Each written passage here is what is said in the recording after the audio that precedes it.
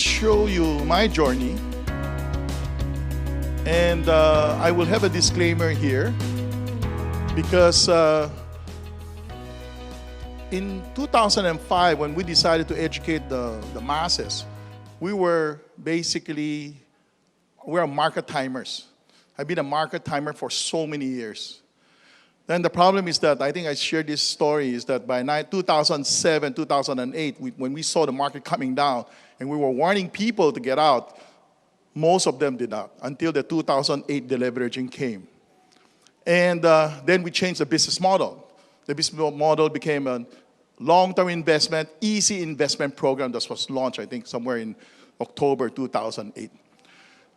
But when we did that, that was the beginning of COL Financial.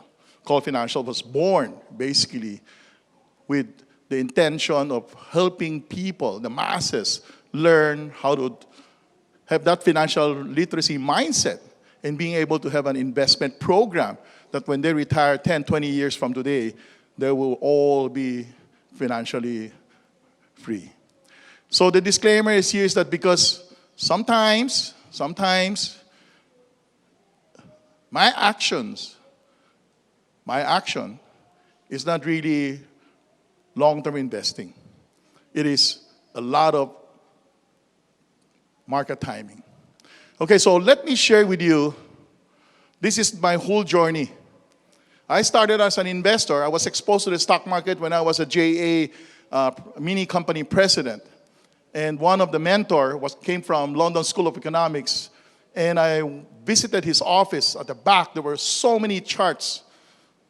And I didn't understand what it is. I was 17 years old. And I asked, what's all this? And he said, these are stock charts of companies. And at the time, you remember, way back in the 70s, everything is all about oil and gas. Everything is all about speculative mining issues. So if I continue to show the journey, you would see that most of my most of my speculative ventures are all mining companies, what we call informed speculation. So look at this journey. I started as an investor, but of course, I was so young, I became a speculator. During that stint from 1973 to 1983, I was spending most of my time learning how to time markets. Timing markets is not difficult. It's just that sometimes you begin to doubt whether it's right or wrong, because timing is all about probability. 50, 60% of the time you're wrong. But what is really important is that when you're wrong, you minimize your losses. And the 30, 40%, when you do well, you will outperform the market. So if you follow the rules of technical analysis, you need to put some stops. And that's what protected me from getting wiped out. But those were the initial years when I was still very small. In terms of my account, it's really small, so it doesn't really matter. But today, a lot of things happen, right? So from an investor, I became a speculator. Was able to hone my craft and understand how to do this properly. Then as your account size increases, then I became a market promoter. Not a market operator. There's a big difference between a market promoter and a market operator. I don't operate markets. I promote markets. I identify companies that I like, I accumulate it, and I promote it. Not to sell, but eventually for everybody to be able to get out at the same fair value prices. So there's a difference between a market promoter and a market operator, as I will identify each and every one later on. Then as you become successful in all those market operations, then you start looking for values, right? Looking for the next one. And one of them that got me into trouble is a company called A. Soriano. I was exposed to A. Soriano. That time, the net asset value was about 8 to 9 billion.